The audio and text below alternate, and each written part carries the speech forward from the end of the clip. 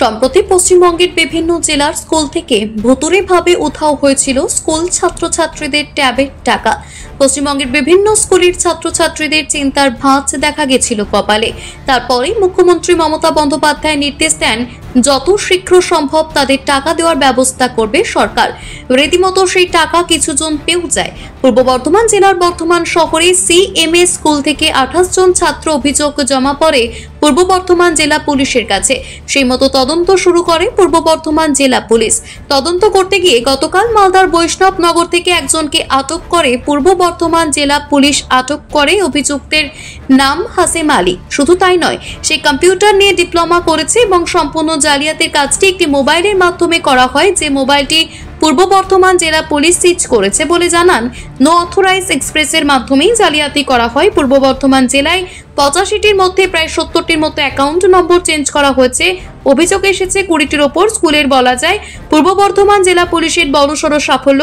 পূর্ব বর্ধমান জেলার বর্ধমান শহরে সিএমএস স্কুলের যে 28 জনের অভিযোগ জমা পড়ে, তার মধ্যে প্রায় 25 জন সেই ট্যাবের টাকা ফেরত পেয়ে যায় বলে জানান জেলা পুলিশ সুপার সায়ক দাস, এবং বাকি 3 জনের টাকা নিয়ে এখনো পর্যন্ত তদন্ত চলছে বলে জানা যায়। বাংলা শিক্ষা একটা পোর্টাল আছে, সেই পোর্টালে তারা অ্যাক্সেস করেছে, করে তারা এই অ্যাকাউন্টগুলোকে পাল্টেছে। মানে শিক্ষা পোর্টালে একটা হ্যাক করেছে। এটা হ্যাক বলবো না, আনঅথরাইজড অ্যাক্সেস বলবো। হ্যাক বলা হচ্ছে আমাদের একটু টেকনিক্যাল কিছু অ্যানালিসিস দরকার আছে, সেগুলো আমাদের আমরা তো বর্ধমান জেলার তদন্তটাই করছি। ওটা রাজ্যের ব্যাপারটা বলতে পারবো না, তবে 2-1টা জেলায় যেখানে লোকাল পুলিশ আমাদেরকে এডুকেশন ডিপার্টমেন্টের সাথে আমরা কোঅর্ডিনেট করছি, সমস্ত হেল্পটা নিয়ে আমরা এটাকে পুরো ওয়ার্কআউট করছি। কতগুলো অ্যাকাউন্ট যারা এর মধ্যে ইনভলভ আছে আমরা চেষ্টা করি সবাইকে এদেরকে আইডেন্টিফাই করার জন্য। কিছু ইনফরমেশন অলরেডি আমাদের কাছে আছে, বাট যেহেতু ইনভেস্টিগেশনটা চলছে আমরা সেগুলো রিভিল করতে চাইছি না, সেগুলো আমাদের ইনভেস্টিগেশন হ্যাম্পার করবে। বাট আরও যারা ইনভলভ আছে, বেশ কিছু নাম আমাদের নোটিশে এসছে, সেগুলো আমরা ওয়ার্কআউট করছি। তাদেরকেও আমরা যত তাড়াতাড়ি সম্ভব তাদেরকে আমরা অ্যারেস্ট করব। আমাদের জেলাতে তো 85টা অ্যাকাউন্টে এরকম ছাত্রদের টাকা ঢোকেনি, তার মধ্যে সিএমএস এর 28টা ছিল। শুধুমাত্র সিএমএস এর ক্ষেত্রেই তদন্ত হলো না, আমাদের জেলার যে না, পুরো যে কটা স্কুল আমাদের এখানে কমপ্লেন করেছে তাদের সমস্তটাই আমরা অ্যাকাউন্টসে নিয়েছি। 8-10টা অ্যাকাউন্টের ক্ষেত্রে আমরা দেখতে পাচ্ছি সেগুলো টাইপোগ্রাফিক্যাল এরর আছে, মানে কোনো একটা বা দুটো ডিজিট এন্ট্রি করার সময় যেটা হয় টাইপিং মিস্টেক হয়েছে। সেগুলো বাদ দিয়ে বাকি অ্যারাউন্ড 70's মতো অ্যাকাউন্ট আমরা দেখতে পেয়েছি যেগুলোতে কিন্তু অ্যাকাউন্ট নাম্বারটা চেঞ্জ করা হয়েছে। সেগুলো সমস্ত আমাদের তদন্তের আওতায় থাকবে। এর জন্য একটা স্পেশাল ডেডিকেটেড টিম আমরা করেছি ডিএসপির আন্ডারে।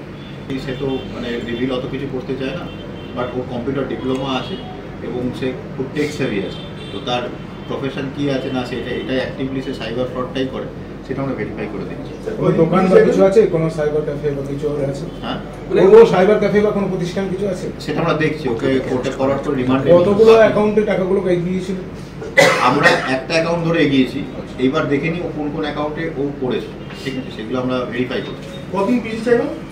আমরা একসাথে ওকে পিসি নিচ্ছি না, আগে 7 দিনের জন্য আমরা প্রেয়ার করছি। কারণ হতে পারে যে গ্যাংটা ইনভলভ আছে তাদের পেতে আমাদের কিছুটা টাইম লাগবে, তো সেই কারণে ওকে ফার্দার তখন দরকার আবার আমরা ফার্দার পিসিতে নেব। কোথা থেকে মোটামুটি ধরা হয়েছে, তোলা হয়েছে? মালদা বৈষ্ণবনগর। আমরা কালকেও দেখেছিলাম 3 জনকে পুলিশ গ্রেপ্তার করেছিল।